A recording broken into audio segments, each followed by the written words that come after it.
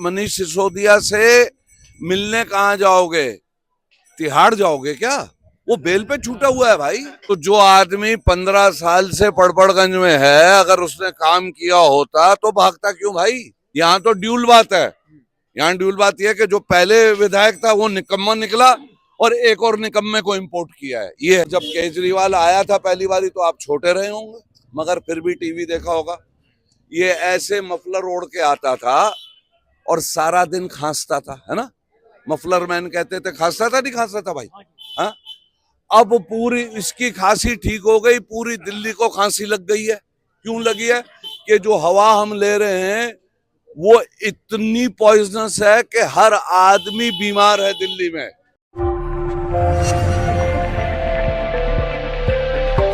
कोई इंडिविजुअल हो इलेक्टेड या कोई सरकार हो, वो लोगों से वायदे करती है कि अगर आपने मुझे इलेक्ट किया तो मैं ये काम करूंगा। ऐसे ही होता है ना। 5 साल काम करते हैं, 5 साल के बाद अवाम में फिर जाते हैं और ये कहते हैं कि साहब आपने हमसे ये कहा था। भाई 10 में से 8 काम हम कर पाए, 2 इस वजूहात की वजह से नहीं हो पाए, मगर मैंने एडिशनल 4 भी कर दिए। अब मेरा टाइम है, मैं मेहनताना मांग रहा हूं। तो जो आदमी 15 साल से पड़पड़गंज में है, अगर उसने काम किया होता तो भागता क्यों भाई? भागता क्यों? आप बताओ ना, आप भी तो जवान आदमी हो। भागता क्यों?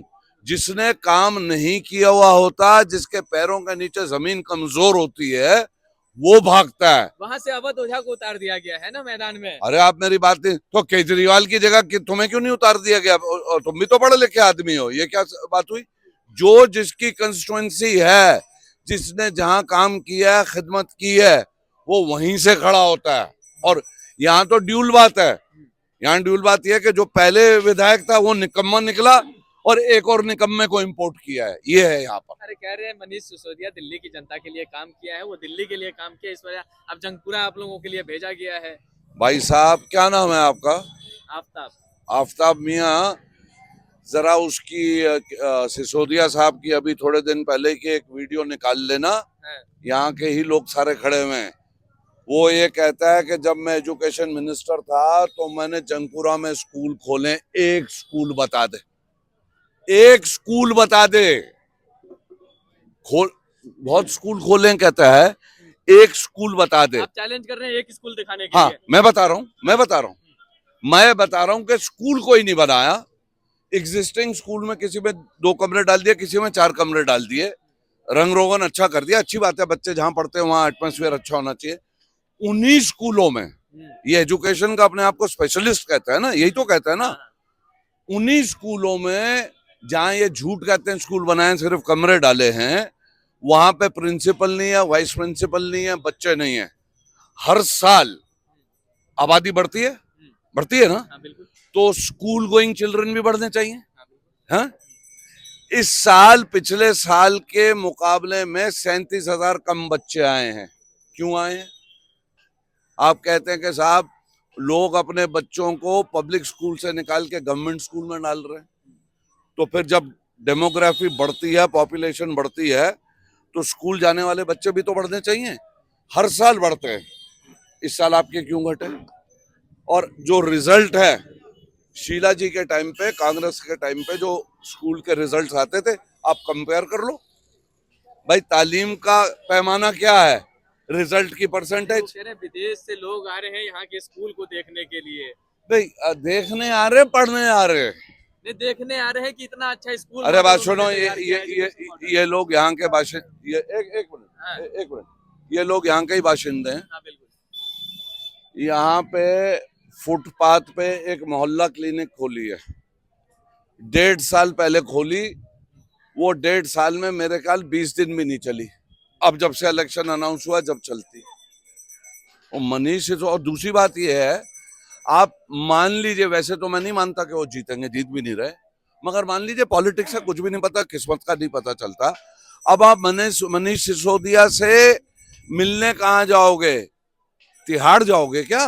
वो बेल पे छूटा हुआ है भाई, और उसकी बेल की कंडीशंस ऐसी हैं। तिहाड़ जाओगे क्या? कह रहे बीजेपी उन्हें फंसा रही है, झूठा मुकदमा दर्ज कर रही है। जहां भाई साहब थोड़ी बहुत आग होती है वहीं धुआं निकलता है ना।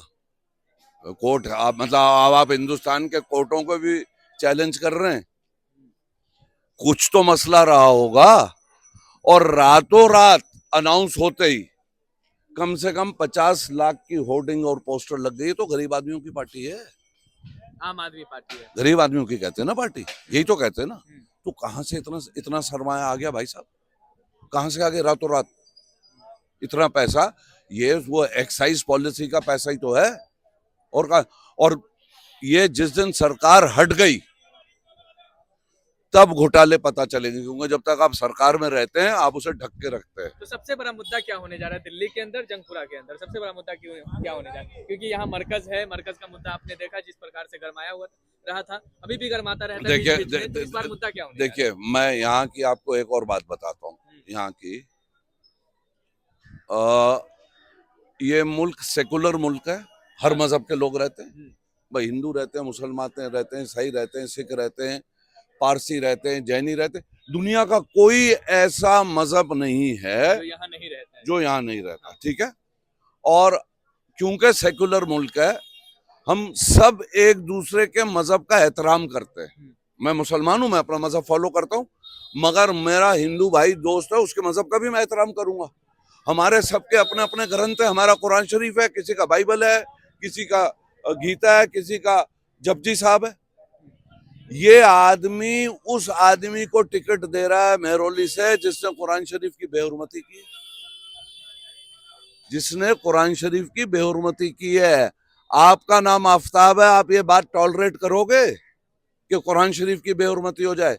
मेरा नाम फरहाद है, अगर बाइबल या गीता या जपजी साहब को कोई ऐसे उसकी बेहुरमती करेगा तो मैं उसके भी खिलाफ खड़ा हूंगा। इस मुल्क में धर्म की पकड़ बहुत अच्छी है, यहाँ के लोग मजहबी हैं। तो ये इसका तो और अच्छा एक बात और बताइए, यमुना पे कितने कितने हजार करोड़ खर्च हो गए, कितने हुए? यमुना का तो ये हाल है कि हाई कोर्ट ने कहा है लोगों से कि छठ पूजा में मत जाओ, बीमार हो जाओगे। वो पैसा कहाँ कौन हिसाब देगा? आया था कि साहब ना मैं गाड़ी लूंगा, ना मैं बंगला लूंगा, ना मैं किसी के साथ अलायंस करूंगा। बच्चों की कसम, दो जगह कसम बड़ी भारी पड़ती है। एक, अगर आप मस्जिद मंदिर गुरुद्वारे में कसम खाएं, भाई ऊपर वाले का खौफ रहता है। और एक आदमी अगर अपने औलाद की कसम खा ले, उसमें भी डरता है। इससे तो औलाद की कसम खा के वो कर गया। दिल्ली में एक कॉलेज बना क्या? अच्छा, अभी जब जेल से छूट के आए तो कहा कि साहब दिल्ली में गड्ढे बहुत हैं, अब मैं जेल से छूट के आया हूं तो गड्ढे भरवाऊंगा। तो जो मतलब आप जेल में रहेंगे तो गड्ढे नहीं भरेंगे? भाई सरकार है, अमला है, पैसा है, सब कुछ है। वो आदमी एक्सपोज हो गया बुरी तरह। किसी के घर में 62 सरकारी पैसे पे एसी लगे हुए हों तो उससे आप क्या उम्मीद करते हैं? और लास्ट बात बता दूं, आप कितने साल के? 25। तो कोविड के टाइम में तो आप बालिग हो ही गए थे। हाँ, बिल्कुल। और जब केजरीवाल आया था पहली बारी तो आप छोटे रहे होंगे, मगर फिर भी टीवी देखा होगा। ये ऐसे मफलर ओढ़ के आता था और सारा दिन खांसता था, है ना? मफलर मैन कहते थे। खांसता था नहीं खांसता था भाई? हाँ, अब पूरी इसकी खांसी ठीक हो गई, पूरी दिल्ली को खांसी लग गई है। क्यों लगी है? कि जो हवा हम ले रहे हैं वो इतनी पॉइजनस है कि हर आदमी बीमार है दिल्ली में। तो किस बेसिस पे वोट लेंगे? बीजेपी का जो प्रदेश अध्यक्ष है, वीरेंद्र सचदेवा साहब है उनका नाम, अभी 1.5 महीने पहले बीजेपी, जिसका कांग्रेस के साथ हिंदुस्तान भर में रहता है आमना सामना, उसका अध्यक्ष कह रहा है कि जब से शीला दीक्षित गई है इस आदमी ने एक काम नहीं किया, जो शीला जी काम छोड़ के गई थी उनका उद्घाटन किया सब। तो फिर रह क्या गया? रह क्या गया है? वो मुझे लगता है थोड़े आप आपके सपोर्टर लग रहे हो, थोड़े लग रहे हो। आप हमसे पूछ रहे हैं, हम आपसे सवाल कर रहे हैं। मैं तो कांग्रेस, माइक आपके पास है भाई साहब मैं कांग्रेसी हूँ। हम किसी के सपोर्टर नहीं मैं हैं। ना मैं कांग्रेसी हूँ और पक्का कांग्रेसी हूँ, पक्का कांग्रेसी हूँ, मगर दिल्ली वाला भी और हिंदुस्तानी भी हूँ। अच्छा, तो जो लोग आइन को, कॉन्स्टिट्यूशन को और सेकुलरिज्म को अपोज करते हैं उनके खिलाफ हम सख्त खिलाफ। ये मुल्क चलता ही सेकुलरिज्म और कॉन्स्टिट्यूशन पे है। कल जो अमित शाह ने बात पार्लियामेंट में की बाबा साहब अम्बेडकर के बारे में, जी हाँ क्या मजाक है यार।